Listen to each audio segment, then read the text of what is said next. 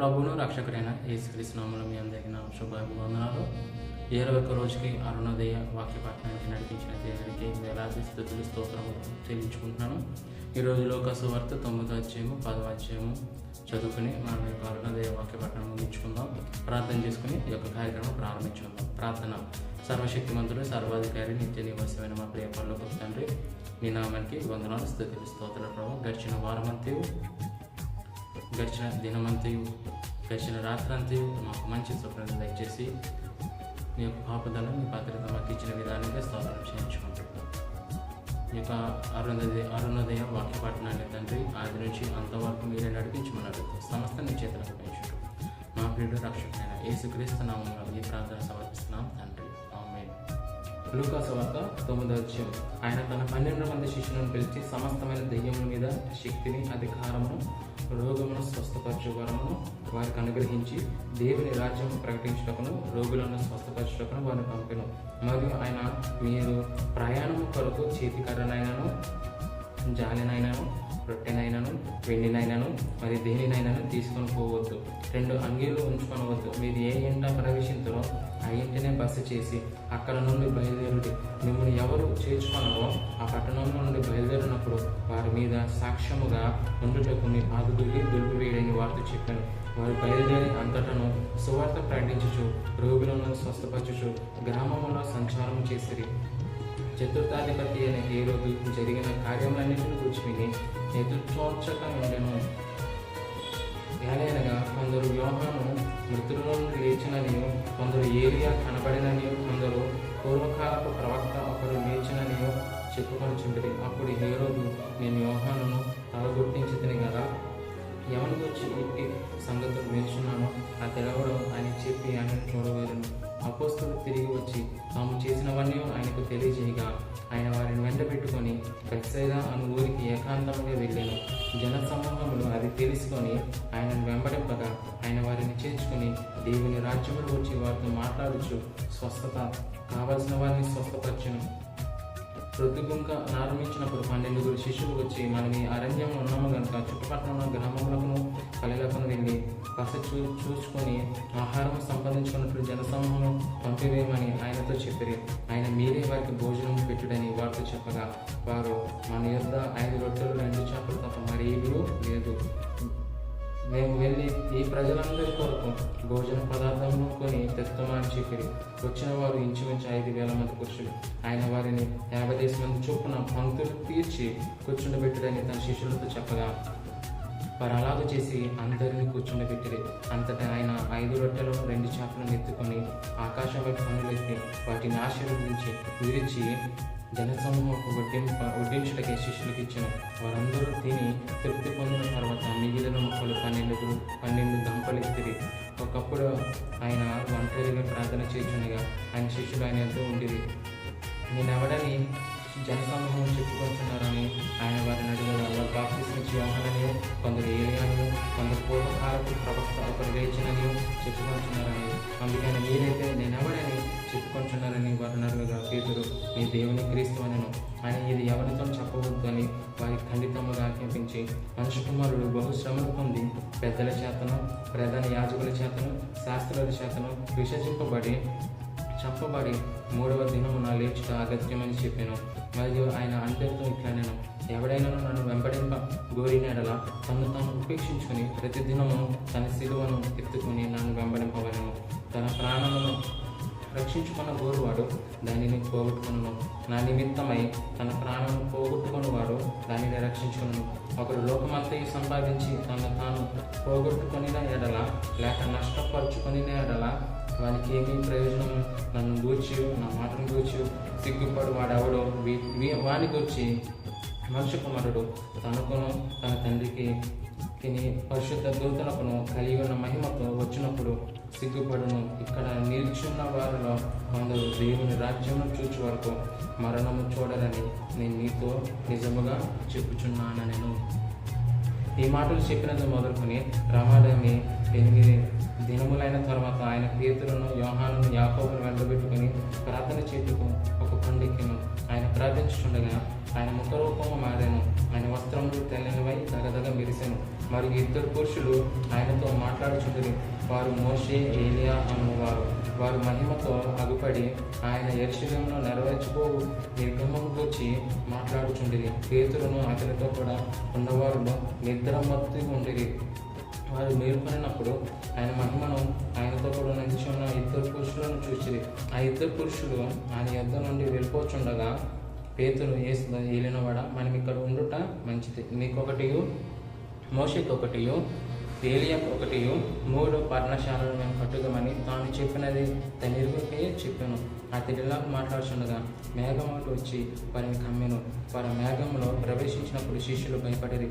మరియు ఈయనే నేను ఏర్పరచుకొని నా కుమారుడు, ఈయన మాట వినుడి అని ఒక శబ్దము ఆ మేఘంలో నుండి పుట్టెను. ఆ శబ్దం వచ్చిన తర్వాత యేసు మాత్రమే అగుపడెను. తాము చూసిన వాటిలో ఒకటి ఆ దినములో ఎవరికి తెలియజేయక వారు ఓడుకొండిరి. మరునాడు వారు కొండ దిగి వచ్చినప్పుడు బహుజన సమూహం ఆయనకు ఎదురుగా వచ్చాను. ఇదిగో ఆ జనసమూహంలో ఒకడు బోధకుడా, నా కుమారుని కటాక్షించమని నేను వేడుకొంచున్నాను. వాడు నాకొక్కడే కుమారుడు. ఇది ఒక దెయ్యము వాడిని పట్టినప్పుడు వాడు అకస్మాత్తుగా కేకలు వేయును. నురుగులు కారునట్లు అది వాడిని విలవిలాడించుచు గాయపరచుచు వాడిని వదలకుండును. దాన్ని వెలుగొట్టుడని అని శిష్యులను వేడుకుంటుంది, కానీ వారి చేత కాలేదని మొరపెట్టుకొనెను. అందుకు యేసు, విశ్వాసం లేని మూర్ఖతరము వారలారా, నేను ఎంతకాలం మీతో కూడా ఉండి మిమ్మల్ని సహించును. నీ కుమారుని ఇక్కడికి తీసుకొని రమ్మని చెప్పాను.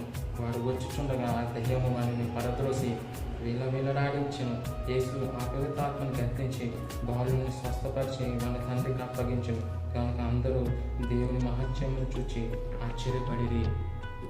ఆయన చేసిన కార్యములన్నిటిని చూచి అందరూ ఆశ్చర్యపరుచుండగా ఆయన మాటలు మీ చెవులలో నాటనీయుడి.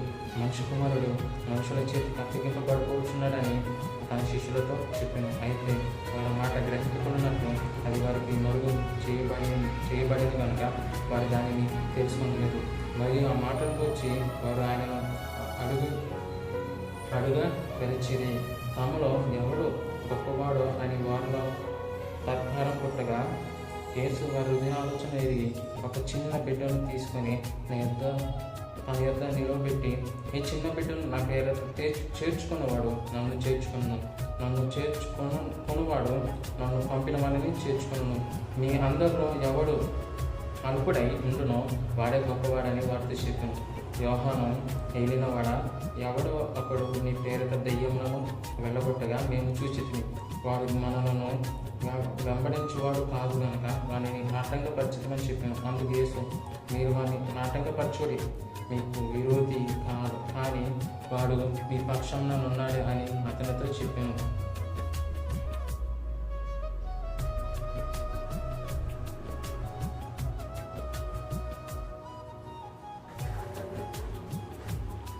అందుకేసు, మీరు వాడిని నాటకపరచుకుడి, మీకు విరోధి కాని వాడు మీ పక్షంలో ఉన్నవాడే అని అతనితో చెప్పాను.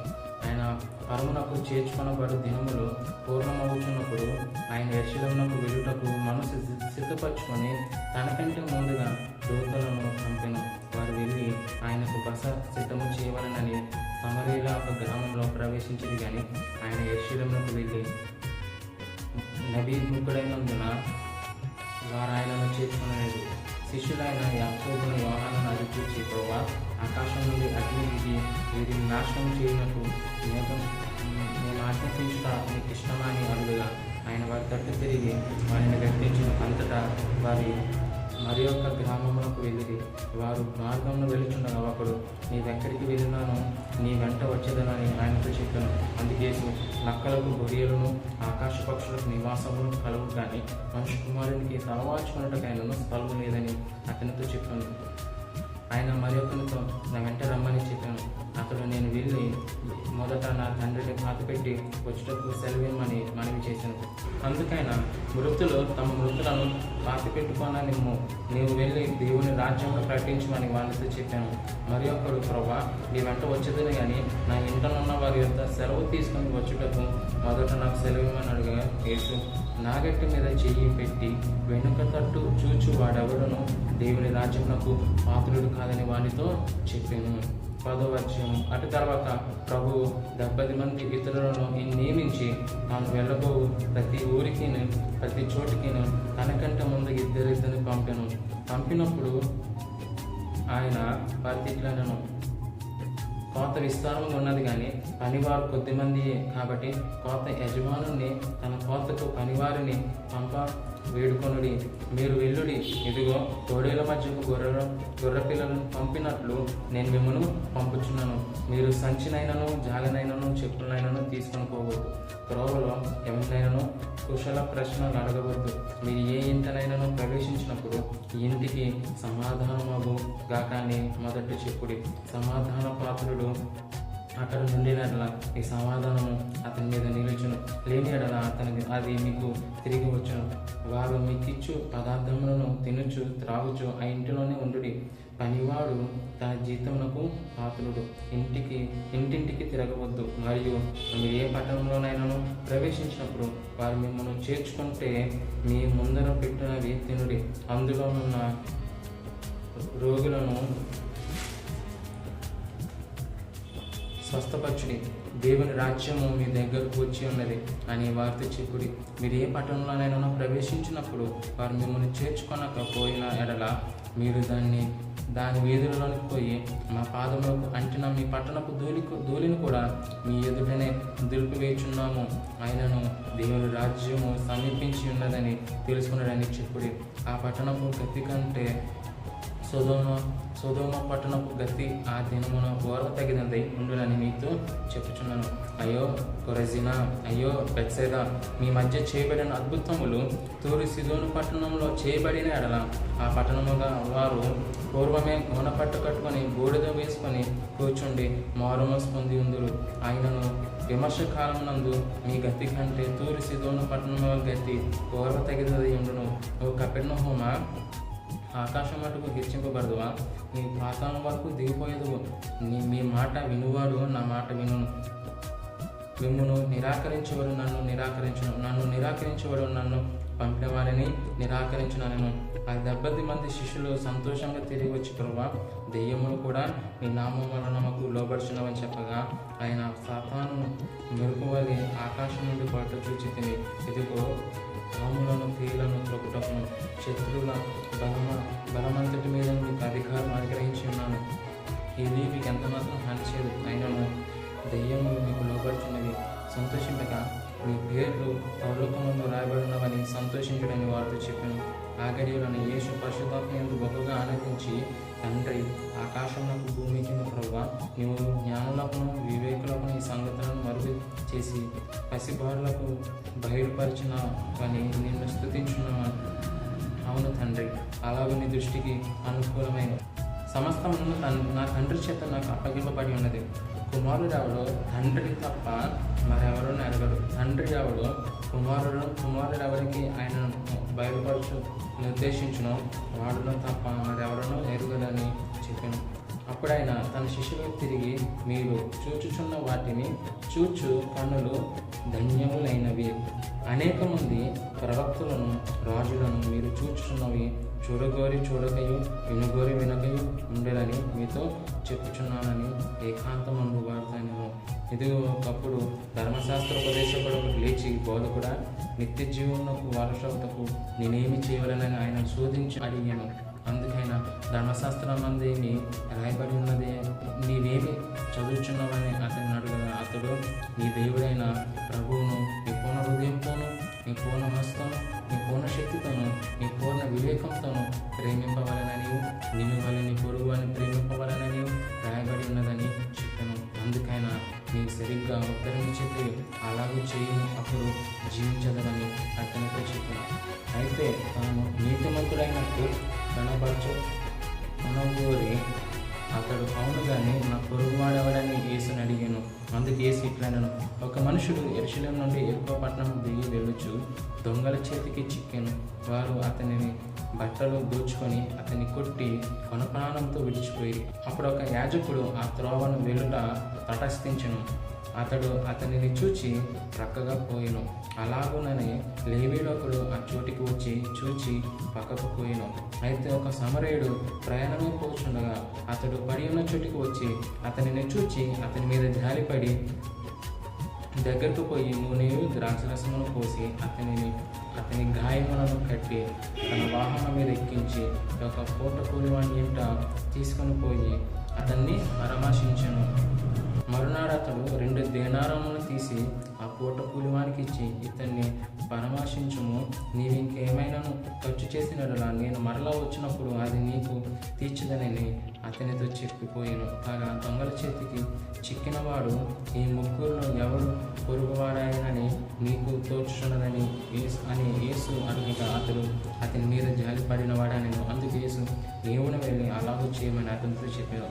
అంతటా వారు ప్రయాణమై పోచుండగా ఆయన ఒక గ్రామంలో ప్రవేశించిన. మార్తా అను ఒక స్త్రీ ఆయనను తన ఇంటి చేర్చుకునేను. ఆమెకు మరియా అను సోదరి ఉండెను. ఆమె యేసు పాదముల యొద్ద కూర్చుండి ఆయన బోధ వినుచుండెను.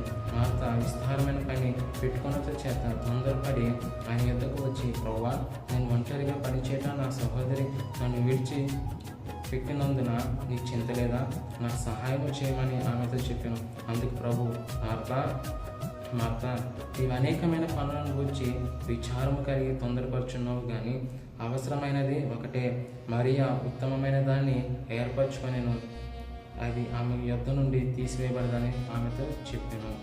దేవుడి యొక్క వాక్యాన్ని దీవించి ఆశీర్వదించడం యొక్క ఆమె ప్రార్థన చేసుకుని ఒక కార్యక్రమం ముగించుకున్నాం. ప్రార్థన. మమ్మల్ని మిక్కిలిగా ప్రేమించిన మా ప్రియ పరలోకపు తండ్రి, నీ నామానికి వందనాలు స్తుతులు ప్రభావ.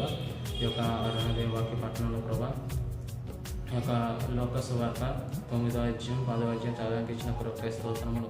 ఈ దినమంతా మేము చేస్తున్న ప్రయాణంలో అన్ని విషయాలు మీ తోడు మీ సహాయం మాకు అందించినందుకు సమస్తం మీ చేతులుగా పెంచుంటూ మా ప్రియుడు రక్షకుడైన యేసుక్రీస్తు నామములో ఈ ప్రార్థన పంపిస్తున్నాం తండ్రి. అందరికీ వందనాలు.